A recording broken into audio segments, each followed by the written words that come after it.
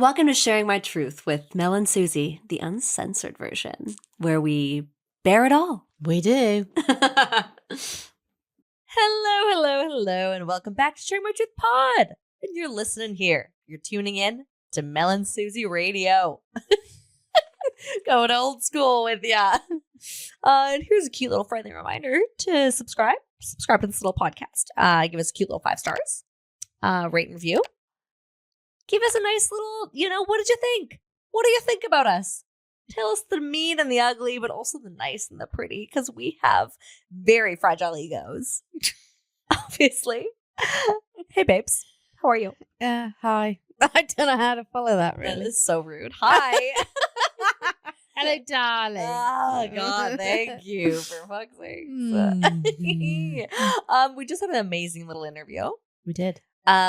With can you say the name, because Mel speaks French and she will not butcher the name like I will. Chantal Landreville. Oh my God, Mel, you make me what? That is what we talk about in this episode. But no, yes, we just had this amazing interview. And what is she, Mel? Please introduce her. She is a love and relationship coach. And she really does more than that, though. Like, she just wrote this amazing book, which is going to be out. We're going to hopefully her book launch, which she invited us to, which I feel it's pretty cool, actually. But no, she's incredible. She's coming out with a book. She has some amazing advice on her Instagram that she does these really cool and informative reels with, of just like how to find love, how to date properly, just like loving yourself first before you can actually find someone and give them, everything that you want, and then how to get that back. Does that make sense? It does. Did that make any sense there? You did. Good. A lot of people have a lot of trouble with love. They do. And that's okay. Well, it is okay. It's a bit shit for them, but yeah, it's okay. I mean, she's super cool because she used to be a wine person. Well, yeah, I guess she's touching all the senses. Okay, yeah. So she's so cool. She does these relationship seminars that are also with networking, which also brings in her wine, like her love for wine, which she had a huge and successful career in wine. And obviously she's French and gorgeous, and obviously it just makes so much sense. It does. But yeah, she talks about her being single for 18 years after she broke up her long term. Thank Quite you. young, when she was 26. Yeah. And then couldn't find a full-time or long-term, whatever, relationship until much later in life, and what that journey was, and then realizing what the issues were, and that she had to sort of do some work on herself. And then and she's imparting that knowledge on other people. And I think that's what a lot of people are dealing with right now. And I think they are. 2023 has kind of brought to us. I think a lot of people have massive relationship issues, problems, dating. I mean, that's all you see on Instagram, isn't it? Yeah. People actually generally getting quite angry about it. And I'd say on the whole, and that's probably because of what I'm seeing, on the whole. Is that not a thing? No, I love that. Please say whole more. On the whole. Is that? Can't say anything. No, I love it. How would you say? No. I just love you saying whole. Not whole as in a hole. This is on the whole. Did anyone else hear a difference? I don't know. Maybe I'm going insane. Go ahead, Mel. Sorry, love. What was I talking about? I don't even know. But she was very on the whole. On the whole. We've had too many glasses of wine. She would be very proud of us right now. On the whole, I don't know what I'm talking about. This is like absurd. Anyways, but she talks about. I know.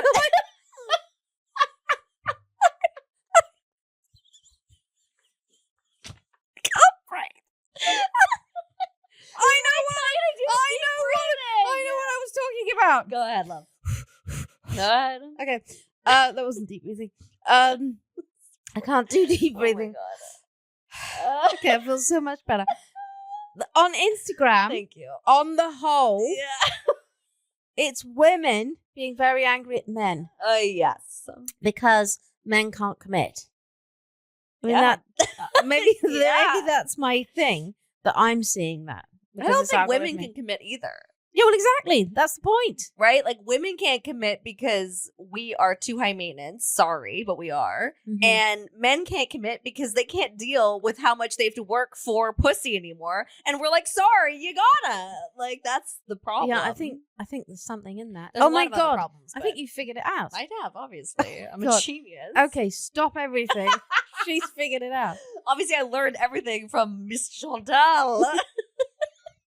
And the way she's obviously taught us everything we know about love and life and marriage and relationships and cheating and divorce. Yeah. That's pretty much what we all go through. We also talk about red flags. Yes. And, we talk about, her amazing advice to if you're dealing with maybe a relationship problem or some dating problems, you're kind of stuck, you don't know what to do. She talks about it. Yeah, I think it's very helpful. And if you really are feeling, oh my God, I want to meet the one, I'm never going to meet this person, yada, yada, yada, she's a very good person to kind of reset the way you think. Because you may think, oh, you have it all straight in your mind. And you may talk to her and go, maybe I have to look at myself. Great idea, Mel. Don't you think? I do think. Yeah. So we talk about self-awareness. Self-awareness Can is everyone a get big a thing. little bit more self-aware here? Oh, I wish the I world was fucking more wish. self-aware. Just like pick your ass up. Stop walking slow in front of me. Get the hell up. Pick your ass Oh, up. your ass. Your ass. Pick your ass up. Your ass. Pick your ass There's an R in up. it. Ass. Arse. Ass is a Your donkey. arse. There's an ass or an ass. An ass is like a donkey. Okay, well, pick your donkey ass up. Get the hell out of my way. Oh my God. Anyways, be a little more self-aware. Anyways, Help me. we're gonna shut the fuck up because we have an amazing episode for you guys, and it's gonna start It is. right now. Enjoy. Well, it's great to connect. I'm so excited. I love your duo. I think it's such a genius idea. Thank you. So I was looking forward to this conversation. Yeah. Us too. Thank you so much. I'm seriously, I know everyone is so busy. It's the new year. It's really amazing. And we're so happy you reached out. We have so many amazing questions for you and your incredible journey. And all I've been doing so far is just creeping your Instagram. And just I love your reels. I absolutely love what you talk about. I think it's so important. And obviously, I know you and Mel are closer in age, but I think it's so important for, any woman of any age, but especially women my age as well in their 20s. And I mean, I think maybe we're going to get right into it if that's okay with you.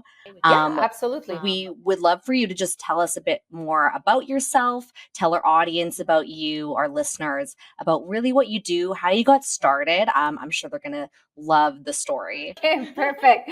So my name is Chantal Landreville. I am French, so sometimes you might hear a little bit of a queaky accent, or I'll have a blank and try to think in French, but I'm like, you're speaking in English, girl. So I am a love and relationship coach. I focus on helping people learn how to be in a relationship, ideally before we go into relationship, because through my own personal journey, which I will talk about, I realized that we've never been taught anything, not only about not being in a relationship, but we've also never been taught anything really about what love means and what you really need love to be for having a successful, long-term, healthy relationship. So I started this. So I was in the wine business for the last 20 some years. Did you know that? So do I still do. Who doesn't? We'll get along. I need to invite you ladies to my next event called Let's Wine About Love. But we'll talk about that later. Love that. So through being a salesperson, I think one of the talents that I realized that I had very, very quickly was of being a very good listener. And when you're a good listener and you're interested and curious about people, they will literally vomit their lives to you. So I naturally developed this therapist thing going on with a lot of my clients, a lot of my, peers and stuff. And I loved it. And I've always been a bit of a self-development junkie. It's I have a massive quench and thirst to always learn, and that was the area that I was really, really thriving to get more and more and more. So in the last 20 years, there's not much that I haven't read, attended, name it, I've done it. Wow. Tantra, ayahuasca, vipassana. I was just like, it's just, I've tried, and I've just been curious about everything. So the problem was I was single for 18 years and couldn't seem to figure my own shit out. And for about 10 years after, because I was in a long-term relationship very young, from 19 to 26. And I think about, I just had my birthday yesterday, and I was feeling younger than when I was 21. I look back at pictures and it's like night and day. It's crazy. And I was really living this like massive adult life later in life, so young. And a lot of it being conditioned, right? Because a lot of what we're taught, especially in my generation, was, that little container. So it's like, go to school, get a university or college degree, find your person, get married, buy the white picket fence house, have kids, like just this little bubble. And I never fit in that bubble, but it was hard to fight against it when all you're hearing around you, being from a small town, especially, that's what we were seeing. So I left my relationship at 26 years old because my partner at the time did not accept who I was and had a real massive issue with my big personality. But when I first met him, and I'm taking the time to share this story because we'll talk a lot about this being a particular problem when people are dating and in relationship, pretending and accommodating someone because they want to be liked or loved. And he was older than I was. So, coming small town, I'm learning all this stuff about culture, about food, about wine. So I've obviously looked up to him. But when I started stepping into who I was and being my personality, it was an issue for him. And I was like, I can't be with someone that doesn't accept me for who I am. So I ended up leaving, did this massive list of everything I wanted to experience. And that list took me 10 years to go through. That's just amazing that you were able to really even do that, like even focus on that. Like you were self-aware enough to even want to do that. That's awesome. Yes, I was. Like I said, I think a bit my thirst to learn and being curious is kind of steps up in every area of my life. So 10 years rolled through, I partied, I did it. I experienced, I went through the list, and then I was like, okay, I'm ready to meet someone and get a little bit more serious. And that journey took, another turn for its own because I just couldn't seem to attract, the right person. I was really good at attracting long distance relationship, married people, younger guys, where I would kind of know that there was no emotional long-term availability. Quickly to realize that I was my own problem. And I'm sure you will relate to this, and a lot of your audience will relate to this. But one of the things I kept being told was, I was too intimidating. I had too much of a big personality. Maybe your standards are too high. So of course, when you keep hearing this, you question what's wrong with me? Is there something wrong with me? And I think that there's a two-part answer to that. There was something wrong with me. I was my own problem, where I thought I wanted to be in a relationship, but my heart was protected with a massive rock. And this is something that I see with a lot of women wanting to be in relationship, is the fear of commitment, the fear of vulnerability. And they all come with, you have to have an open heart if you actually want to experience what true love is. So well said. So yes. Seriously. I mean, I think we all know at least 10 women that are like this, that you want the best for, but you're like, oh yeah, you need to give it up to get it, kind of, right? Would you agree with that? Oh, 1,000%. I just finished writing an article that was a lot of the different generations. What were the dating trends for 2024? And as I was doing my research, because I wasn't super familiar with Gen Zs, and so it was a really great exercise for me to do. As I went through the different generation, there's two things that are very common, no matter what the trends and no matter what your age group is. There's never been a need for more, or want for more, or desire, I should say, for human connection, deep human connections. But there is a disconnect because there's never been a time where people are so fearful of the connection. Mm-hmm. They don't want to give their time. They don't want to invest their heart. They don't want to open their heart because of out of fear of being hurt, being disappointed. And the thing is, that is something that if you want to experience, you need to open your heart and you need to take a chance and you need to face the fear, basically. So it was really eye-opening for me to see that. And that's some of the stuff that I talk a lot about in my book, how to kind of navigate through that, because I've realized that what we have been taught about love is very rom-com and Disneyfied. Totally. Right? Think about like what we see still today on TV. So we are in love with the idea of being in love. Mm-hmm. However, what we've been taught that love is not enough to sustain a long-term committed relationship. Not the idea of what we think love 100%. Is all about. Yeah. So with the book and how I teach things, I'm trying to disrupt to see love and relationships from a different eye, from a different perspective, instead of being in love with the passion, the lust, the butterflies, which I mean, is great, but that's not what sustains a long-term committed relationship. And anybody that's been in a marriage for years or has failed or not, it's like this, right? It comes, it goes, and you need to work at it. So, it's what if we would change the angle of how we approach them and then build that with time instead of giving everything from the beginning, which is what we tend to do, right? And that's, I think a great way to get, Mel, I know you have a question. Yeah. I mean, it's interesting. You said so many things there that I could connect to personally, or I could think of friends who've been in that situation. Like you said that you were with your partner until you were 26. And then, there's a long gap. I can think of several of my friends who are in that situation and they couldn't find anyone. You talk about the intimidation issue. I can think about friends of mine who just could not find a partner. And we just, friends around that person just couldn't understand. You're so attractive. You've got a great career. You're funny, but why can't you find a man in this case? And I can think of one friend in particular. She's very intimidating. She met the love of her life, had a baby later in life, and she's a completely different person. It's so interesting what you're saying. So it sort of leads to, I mean, this is like a kind of a bit of a loaded question, but in terms of for women, what are the sort of main things, do you think, that you need to attract, well, I guess we're talking about men, but to attract a man? What is it then? What's the magic sauce?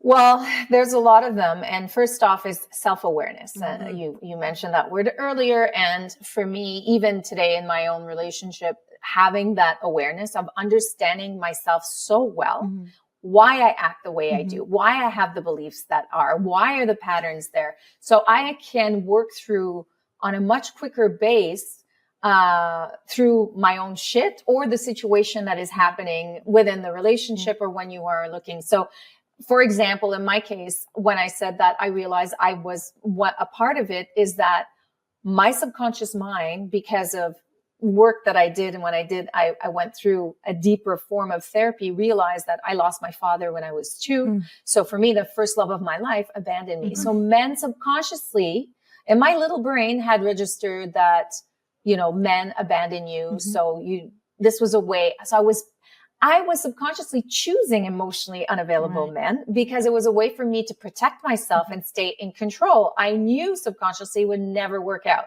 So I was setting myself up for success in my failure.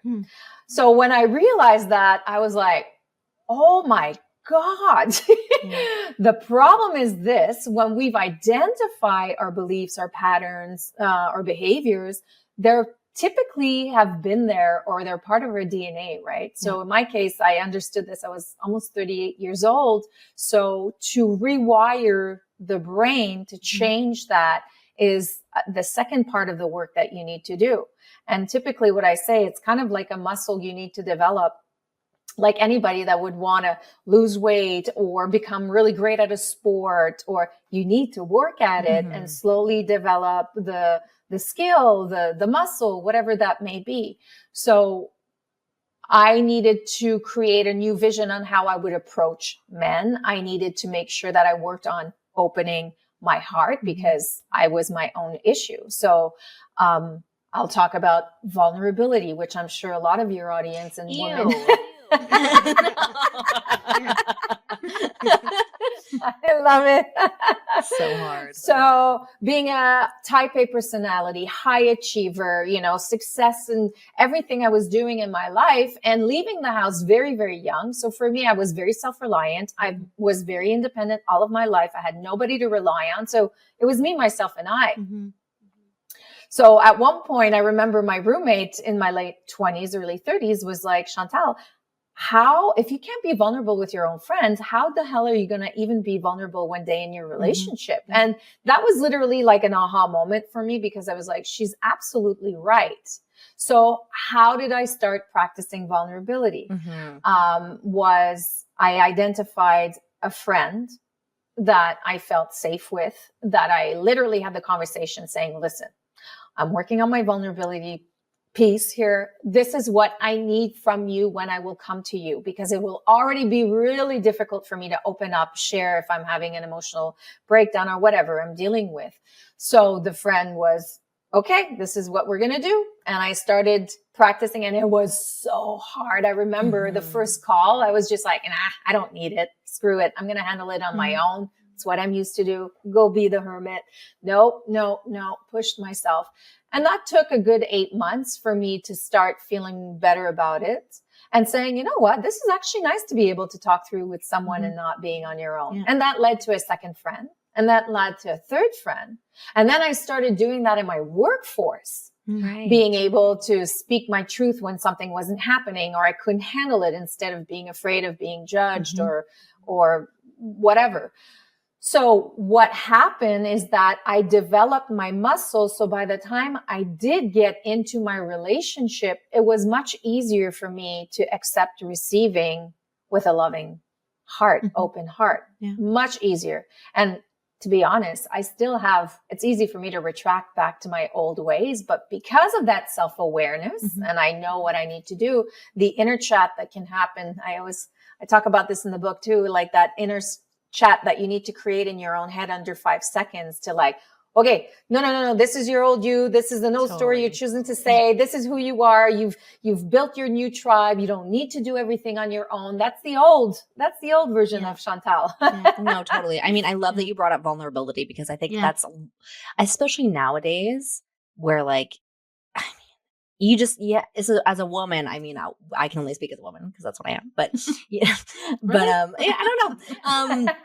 But there's just like that thing in you. And no, obviously this isn't for every woman, but I mean, I've dealt with it where I'm like, I felt like I was very self-reliant from a long age and like emotionally as well, where I was just like, I don't need this. I don't need anyone. And like, I had a long list of like men I was with that like, I didn't really care about. They didn't care about me kind of thing.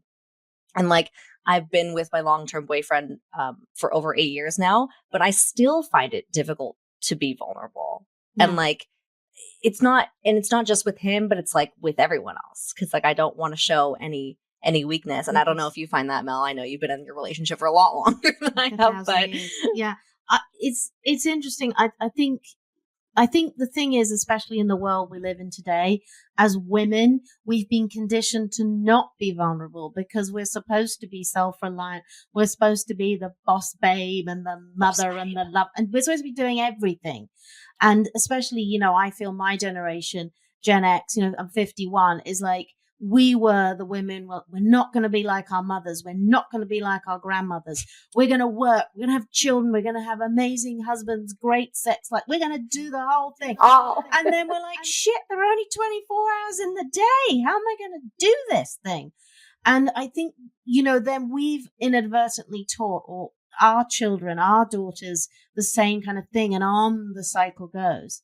And I think you've all those things you've talked about, I can think about that in my own marriage. I mean, I've been married for 24 years. I've been with my husband for 26 years. We met when we were very young. And I, like you're talking about becoming self-aware, and that's something I have 1000% have had to work on and had to keep going. Okay. And I have to really think about what I'm doing here. And especially like arguments or things like that. Like, no, this isn't worth it. This is worth it. This isn't worth it. Mm-hmm. And you Yes. really have to understand. And I don't like the word work at relationships, but you have to put the effort in. You've got to keep somehow pushing more of yourself in when you don't want to, and then pulling back like when you're being angry or aggressive or whatever it is. But I mean, you've said so many things that I can just relate to. Yeah, so I mean, well. I would love to know what, like, as a woman of today, what is the best advice to give to women to be more vulnerable, because we're so tied up, we're so uptight and tight. You said, so yes, we are. So I think, as Mel pointed out really well, how it's like, it was the extremes, right? Anything in life, we've been taught you need balance. And I think that's where it's key, is finding the balance. You need to know where to be that independent, strong, self-reliant. Doesn't mean you have to be all the time in every area of your life, 100%. especially the combination of a man and a woman. And you would know this, Mel, and I love that you said work. I get that a lot, that people don't like work. So I often try to push myself to always say invest. Nice. Yes. Invest in I it. love that. But I think that vulnerability, for me, from what I've learned, as much as people said a weakness, it's actually a massive superpower. It's a superpower, because let me tell you this from personal experience. I left the wine industry last May to focus on my business 100%. So I jumped ship. I left this corporate business that I had been in. I was working for a great company, great salary, like everything, amazing. It's such a great industry, but my heart was being pulled to do this. So we've decided as a couple that my partner would support me. Can I tell you how hard that was for me just to actually go ahead with the decision? And it took me almost a year to be able to accept it and process it, to learn to receive it. However, I will tell you this. When I say power of vulnerability, to feel so safe and supported, but you need to have that open heart. You need to let yourself be vulnerable to receive the gift, is something that is unbelievable. Like, I never thought I would experience the kind of love I'm experiencing today. And this is 5 years into my relationship. I don't have the 20 some years Mel has yet. It's wild. Trust me, I don't understand it. Like, it's, and they're the cutest too. You should see them. Like, they're gonna come to your little wine networking thing, and you're like, who are these little cuties who have they're little soulmates? Like, it's unbelievable. How do you find your soulmate? Yeah. Oh, that's awesome. Oh, well, how do you find your soulmate? How do you? What is the best advice for that? Oh, God, there's read the book that I. Yeah, I mean, you're saying such good advice. Obviously, be vulnerable, be self-aware. And do you know what you want, or do you kind of not know what you want until you get it? Like, how does that work? Thank you very much for saying that. So one of the things that I actually teach and talk about in the book is get clear on the vision, because most people, when they're in love, they're thinking about what they want. And especially from a partner perspective, they don't think what they need. So one is typically, I describe it as very self-absorbed and superficial. I want him to be financially well off. I want him to be funny. I want him to cook. I want him to dance. I want him to travel, blah, blah, blah, blah, blah. Where needs are literally like air, they're deal breakers. You can't live without them. So, and there's a difference between wants and needs in a partner and wants and needs in your relationship. How am I going to grow? How do I want to grow and evolve in my relationship? How do I want to be taken care of? How do I want my partner to show up for me when we're going to go through financial issues or when we're dealing with our kids? What are our value system? And I would say every single time I work with women and I ask them do you know what you want? Yes. We start. It's very, very vague, and everybody seems to have the same vision. Trust me. It's like very general. And then I ask these questions, and they're very confronted, because they're like, I actually didn't think about this. Well, if you want to experience a long-term, healthy, committed relationship that actually gets better with time, they're important things that you need to start doing and getting damn clear. And I talk about getting so clear that you develop an eagle-eye vision. That's like, eagles have a better vision there. It's like the best vision on earth. I think it's 24/7, where when you'll be dating, the clearer you are in your thing, the less you will compromise yourself. Mm-hmm. You will not get blindsided because you really, really like him and you want to be liked. Mm-hmm. And you know what? No, it's okay that he's like that. I can shove that shit under the rug Mm-hmm. and he'll change with time, or Mm-hmm. I'll change him, which happens all the time. We get caught up in the passion and the lust and the convincing ourselves as well that, you know, it'll all work out, instead of paying attention and listening to that little voice that's giving you the red flags saying, you know what, that's not it. And I'm saying this because it happened to me, and I teach this stuff in 2018 with all the self-development, all the self-awareness, all the work I had done. I decided that year I was going to Europe, meeting the man of my dreams. I met him and I ignored every single red flag possible that I knew my voice was telling me, because I got caught up in the fairy tale. Right. I literally got caught up in the fairy tale. Mm-hmm. So that's why the clearer you are on the vision and that you do this homework, then you go into dating with a different attitude, because this is the second thing. People go into dating wanting an outcome. I want to find my person.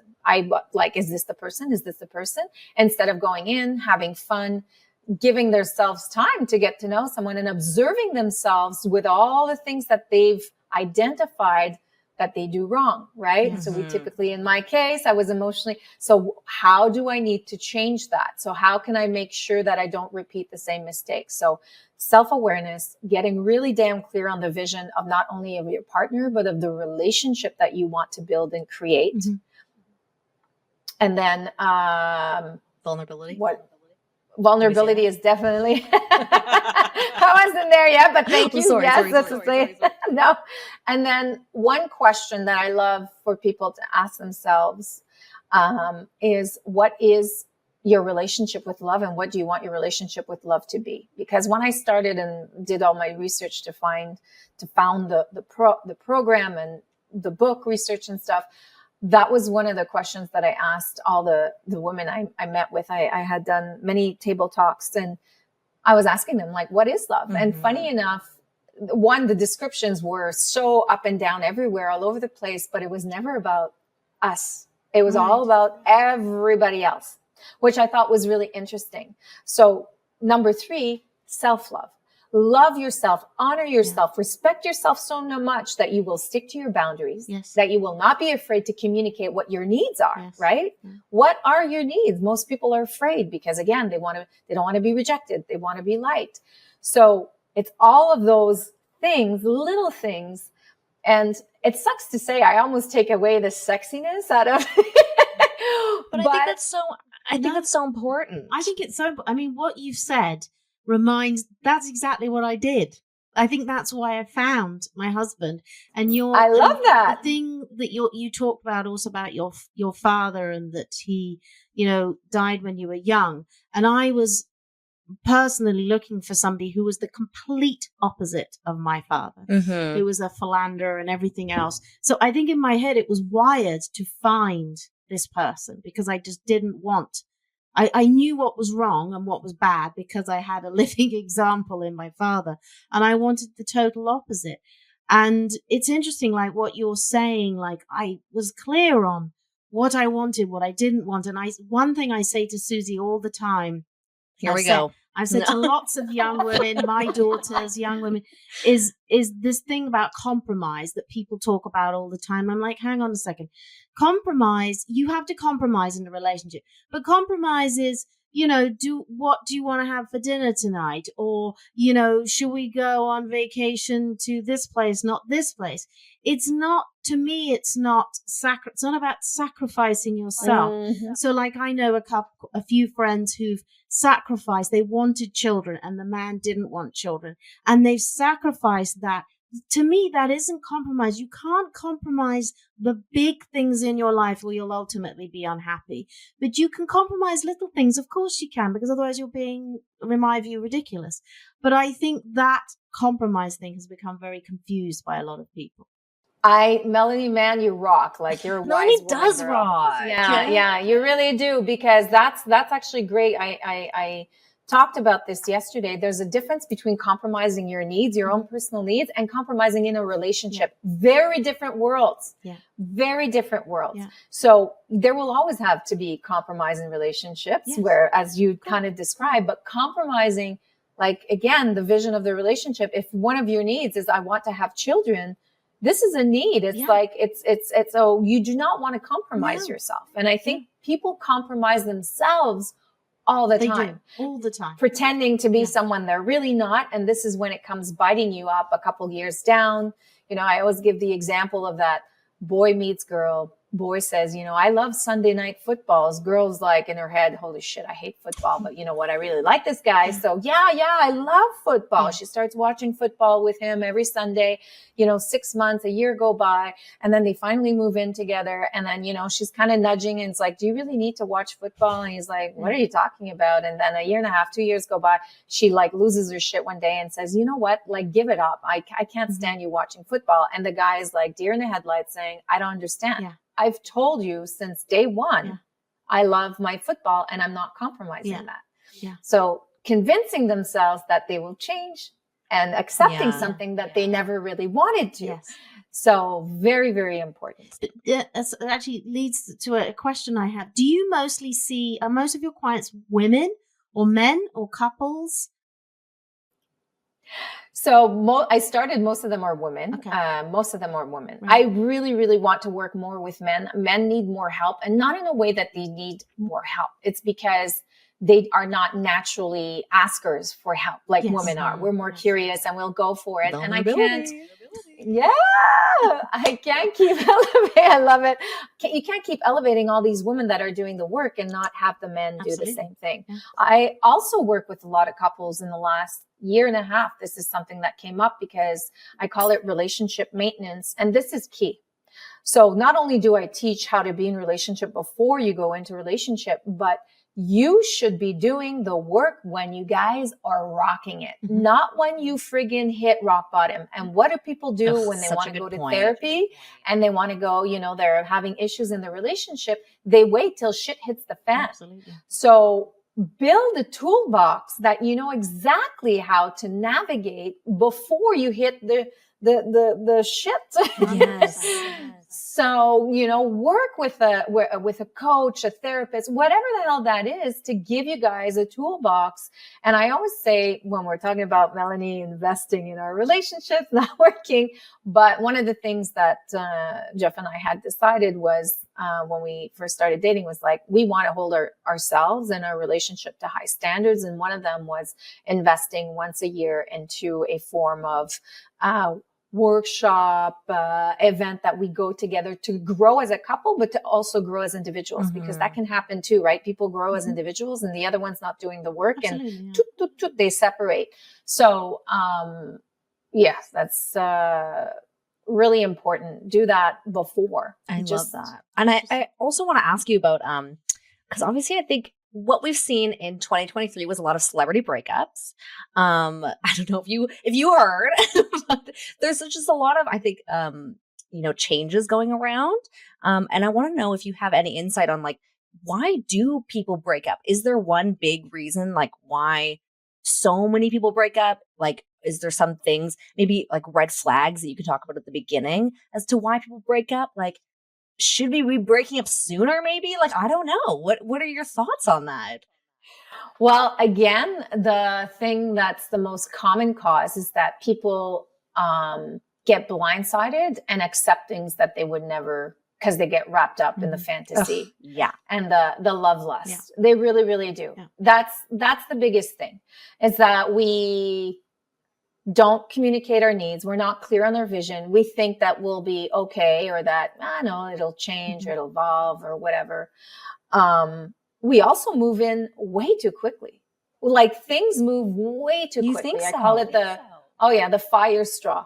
You don't know someone in 3 months and 6 months and a year, like you don't. So if you really want to develop a true connection, so this is one thing that I had done for the first time ever when my partner and I met. We were both on the slow break runner. I was like, there's no rush. I've chosen not to have kids. So I was like, I don't need to move fast into the relationship. I want to make sure I take my time and get to know this person. And he had a very nasty divorce, so was even slower than I was.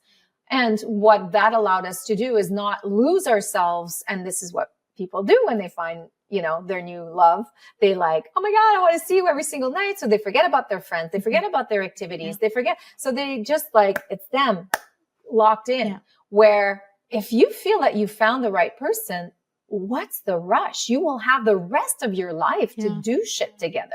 You have the rest of your life to slowly get someone to be seduced about who you are. I always say it's like when we start dating and we really love someone, it's like, okay, we shave, we put nice underwear, we dress up, we put the lipstick, we do our hair, and then we kind of settle into our relationship and we get lazy. We take each other for granted. We stop shaving our legs and, wearing our nice underwear. The waxes are getting expensive, Come on. Girl.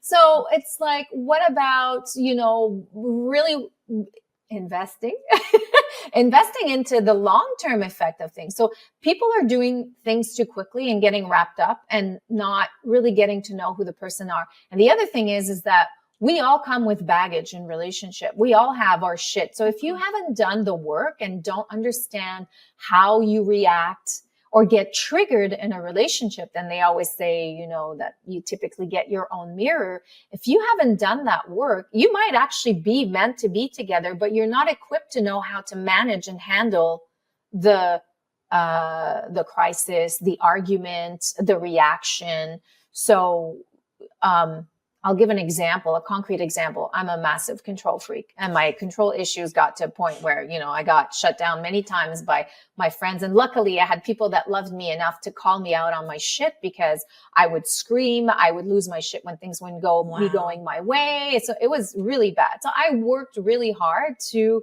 calm down. And when things still today aren't about to go my way or don't happen the way I want them because I wanted them the way they did, I get triggered. Yeah. But because I know how I am and because I've worked on my stuff, I have that inner chat and I can take a deep breath, say I need to go for a walk instead of taking it out on my partner, which doesn't need to pay for my issue at all. 100%. So I think it's a series of things like that people don't know themselves enough or understand how they don't think how it's going to grow together long term, because shit will always come back, especially when you're in a long-term relationship. It's all the everyday stuff that, it's the little stuff. And you said earlier, Melanie, it's what really matters. I love that you say that, because I talk about this in the book. When you're doing your vision of your relationship, you really have to think what really matters,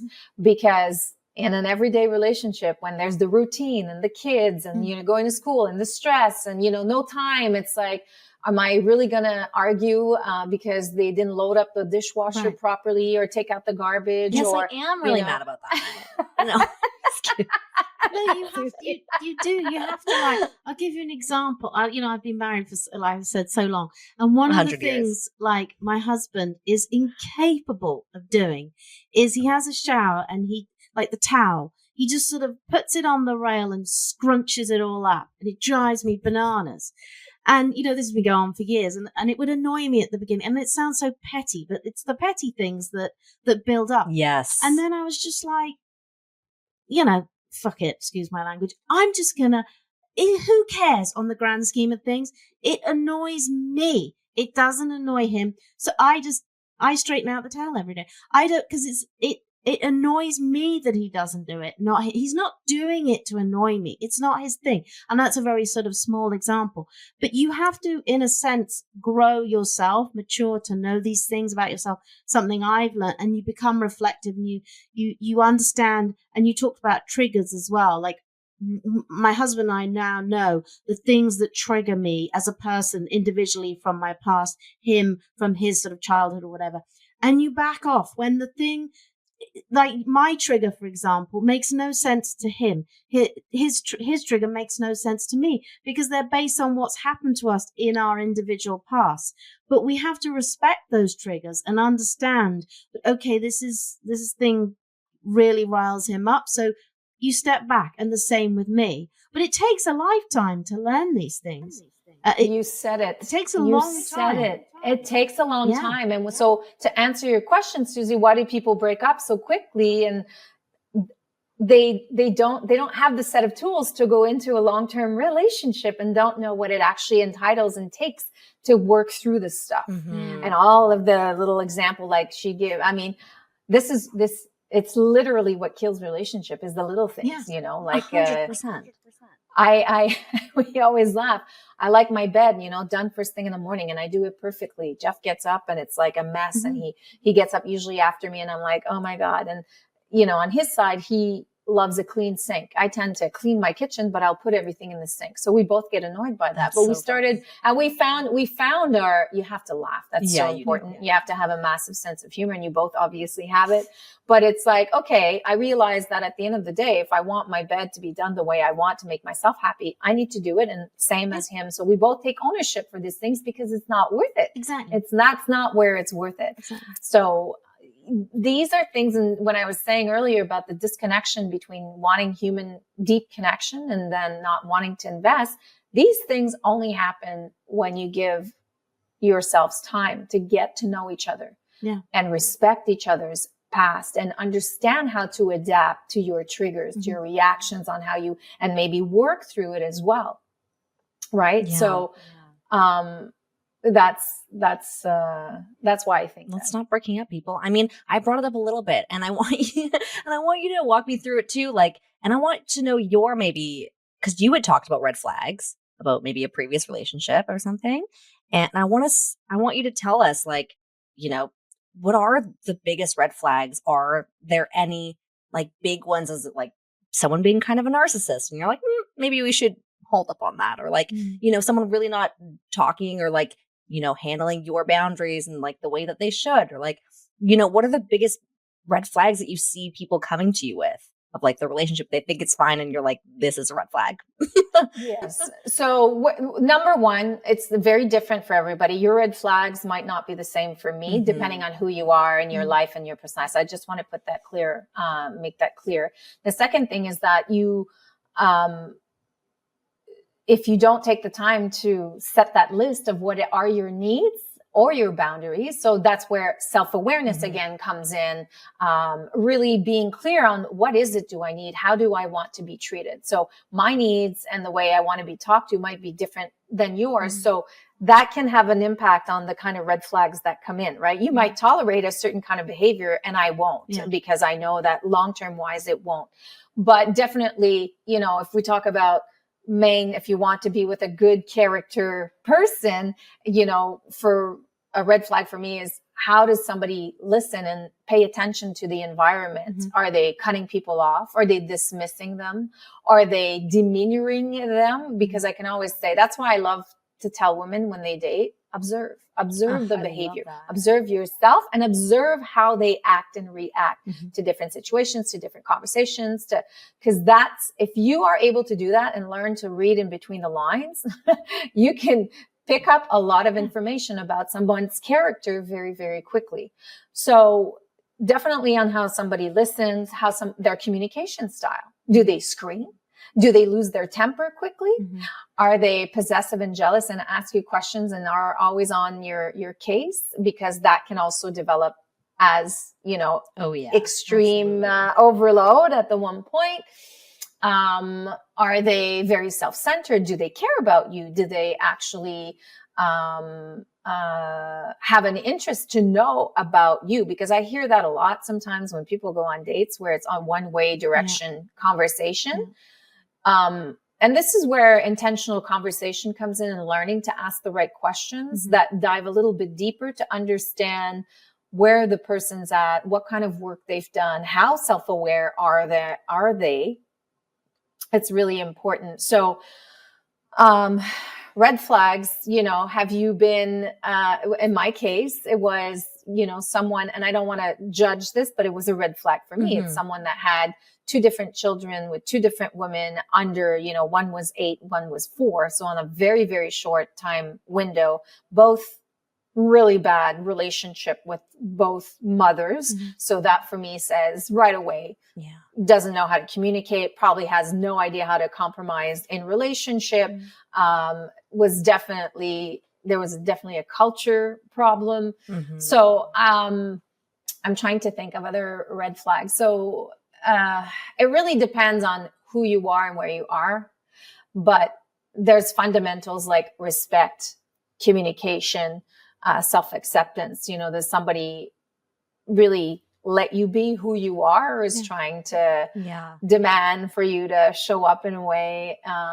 Do they show interest? Do they want to actually bring you into their own world, to their world? Yeah. No, I love that. I like, because I exactly what you said first, like, observe how people are, and it's so important. And like, once you start doing that, you can't stop doing that. And it's really crazy. Like, if people, and I think, I mean, like, obviously you worked in wine. I used to be in the restaurant industry and everything like that. And I observed a lot of people when they're sober and when they're drunk. And I think that's also very important, because that can also bring up a whole bunch of other issues. And so, how people treat people sober, how people treat when they've had a couple drinks in them, like how people, like, because I was, a bartender for so long, how people treat the service staff. And like you said, like, that's so important to me. Like, and also it's a huge turnoff, right? Like, you start seeing these things and you're like, oh my God, I don't even, like, if she can't get wet, then what is the point? Right?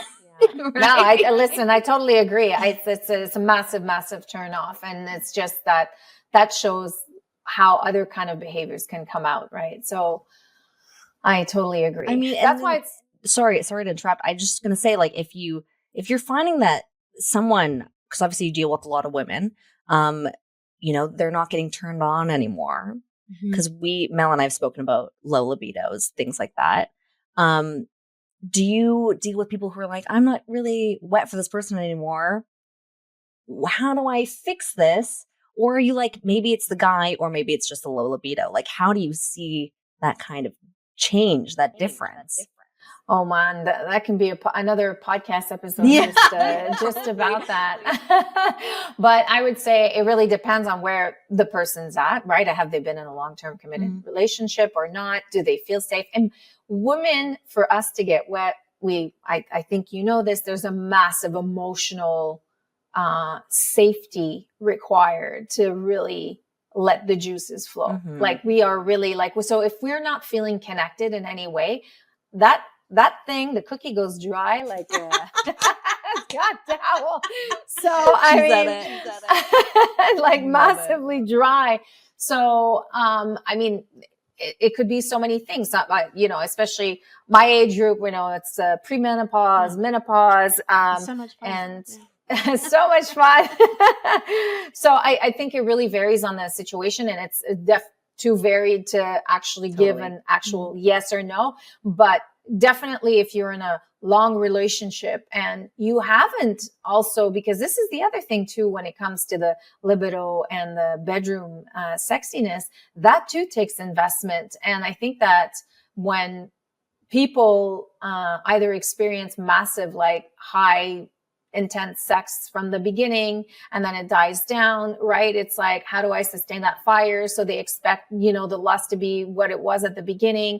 And this can happen, and it's okay and it's normal, but you have to, again, invest. Like, do we plan date nights? Do I wear my little skanky outfits like I used to at the beginning? Maybe we need to do a tantra course and class together. Maybe we need to buy some toys and have fun and play with it. Create like a new activity to create different, because you can't always have the same kind of get dry. Yeah. So it's like, how do we grow and change and evolve into that? So I think it's a combination of many, many things. And that's, again, where I feel that people aren't equipped with the right toolbox to know. And again, they wait till it's like, I get the dry spell, until doing something about it, knowing what would we do if this would happen? Like, if this is going to show up, how would we deal with it? What do you think we should explore? What tools do you think that we should, like, put into place to fix it? Yeah, we wait till it's broken and then we think we can put it back together.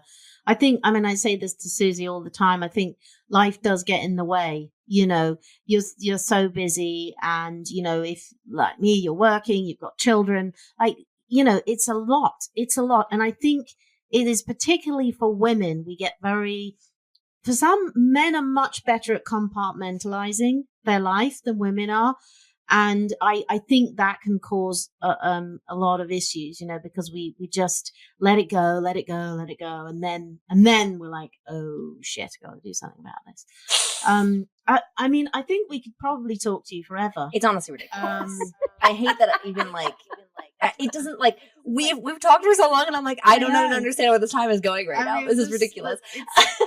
It's like we've talked forever, and we can talk for more. I mean, it's so interesting, and we're clearly going to have to speak to you again, because otherwise we're going to be here all night. I know. And I think what you're saying to me, I can so connect with so many things that you've said, and it's just exactly that. It's such good advice, and so many people are flailing around, and and why, and how do they get, and their expectations, and how do they actually meet and how do we person? stop having toxic relationships, right? Like, you just gotta start loving yourself, being self-aware, right? Being a little bit more vulnerable. Scary. Yes. Okay. Get clear on your vision. Understand why you show up the way you do in a relationship or not, your patterns, your behaviors, your beliefs. And the last thing I would say that we didn't really talk about was you need to understand and go digging into your childhood, because we search for our parents. When they talk about, the mama's boy syndrome or it literally is that. So you need to understand those things to see what your relationship with your dad, with your mom, them together. So that explains a lot of who you are in your current relationship. So massively important. And then take your time, slow it down, slow your roll. 2024 should be about slowing shit down. Why are we rushing? Why are we rushing? There's no rush. Like, if you are looking for a long-term deep connection, slow your roll, get clear on your vision so you can have time to let your heart open up and feel safe to do so, because that's a must to be in a relationship. And observe when you're dating. Again, Love it. Get clear on your needs, understand the difference between needs and wants in a partner in a relationship, and then understand get familiar with the fundamentals of what you need to succeed in the long-term relationships. Things like I mentioned earlier, respect, communication. One thing that I talk about in the book is that has been a game changer for me is thoughtfulness and kindness. Think about that's so huge. It's massive, because when I think about these words, it just, it squeezes my heart. Totally. And so if you cultivate that amongst each other all the time, the more your partner thinks about you and is kind to you, what do you think you want to do? You want to return it, right? So it creates this tenderness in a relationship that's beautiful, because as you said, life gets in the way, stress, shit. Like, it's really easy to find thousands of excuses. Absolutely. And when you have that into place and you feel that tenderness, it transforms how we get up in the morning and treat our partner. Yeah. It really does. I mean, we always ask one last question on this pod, and I think you're going to have a great answer, because obviously this journey for you has been, coming from 26 years old and obviously before, but like in the spirit of sharing truths, as we do on this podcast. And since Mel and I are of different ages, we just want to, we want to know, what is one truth that you would share with your younger self? Oh my God, so many of them, but the one truth, the one truth is, do not hide behind who you are, and do not be afraid to be who you are, because you are worth every single ounce. There's nobody else like you. You are unique. So really own your worth. I think there's such a lack of self-worth out there. We all suffer from it in different areas of our lives. And that kept me from being in a relationship for a long time. It was my lack of worth. Even though I thought I had it, I really didn't. So I would definitely say, especially to younger women, the more you cultivate your worth and self-confidence, like, it's a game changer, because then when you go into relationship, it's not a need to be in a relationship to complete you or to, give you what you're missing.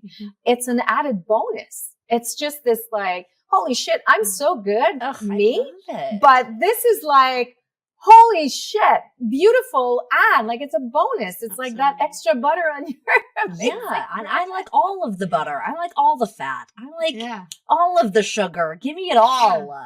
It should make you happier, not happy. Yeah. You have to be happy to start with, and the right relationship will make you happier, but not happy. And many people are looking for happiness in a person, which is ludicrous. You got to find it in yourself. I know we all do it, but gosh, I know. I love you so much, Chantal. Like I literally just like I want to squeeze you. Please invite us over for wine. Yes. Mel has great taste. She will bring a best bottle. I will just drink it. Oh, I'm totally taking you up, ladies, on that. And I would love to invite you to the book launch. You're both in Toronto, if I'm not mistaken. Yeah. So I would love to invite you on February 14th to the official book launch. What are we going to do on Valentine's Day? Nothing. Let's drink and exchange together and pick up my book, Raise Your Love Signal, a guide to attracting and keeping the ultimate, the love of your life. Yes. Well, yeah, exactly. I want to give you a little time to plug everything you possibly can. So give us your Instagrams, give people where they can find you, our listeners, because obviously they're going to want to talk to you about all of your amazing dating advice. So please give it a go. I love you girls. You're so amazing. Thank you so much for what you're doing. So I can be found on my website, raiseyourlovesignal.com. It actually has all of my social handle, but I am the most active on Instagram, which is at Chantal, my name, .Landreville. I think you'll probably have that in the show notes.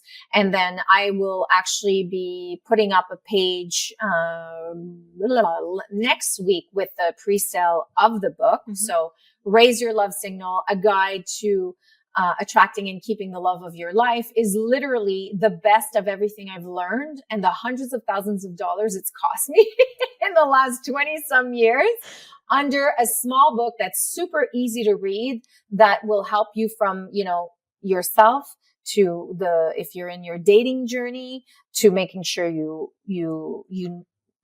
as I said earlier, we want to make sure it's already super hard to attract the right partner. Let's make sure that you're set up for success when you do and you jump into your relationship. So there's the ABCs of dating and learning all about the fundamentals to put into place before you go into relationship. I absolutely love that. And I obviously, like, for our listeners, for our audience, we are going to ask you guys, what do you guys love about this? What more questions do you have for Chantal? And obviously we want to bring you back, Chantal, because it's so fun and we can talk like too much more, and maybe we'll have wine next time we do it or something. Absolutely. Good idea. But yeah, this has been an absolute blast. And it has been fantastic talking to you. So inspiring and yes, I agree with that.